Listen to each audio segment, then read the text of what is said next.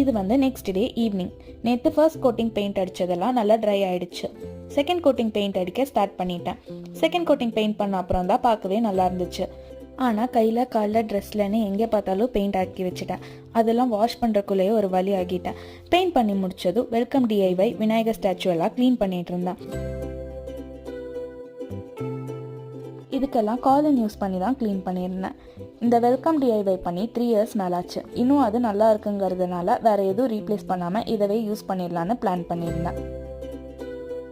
எல்லாம் நல்லா க்ளீன் பண்ணி ட்ரை பண்ணிவிட்டு வெல்கம் டிஐவை விநாயகர் ஸ்டாச்சு 2ஐயும் என்ட்ரன்ஸில் ஹேங் பண்ணிட்டேன்.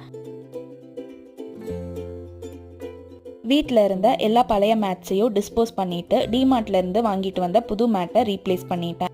அப்புறம் வீட்டில் இருந்த கலர் லைட்ஸ் எல்லாம் எடுத்து க்ளீன் பண்ணி வச்சுட்டேன். இந்த கலர் லைட்ஸ் எல்லாம் எப்படி நான் யூஸ் பண்ணியிருந்தேன், அதோட ஃபைனல் அவுட்புட் எப்படி வந்துச்சுன்ட்டு நெக்ஸ்ட் ஷார்ட்ஸில் ஷேர் பண்ணுறேன். அது வரைக்கும் பாய்.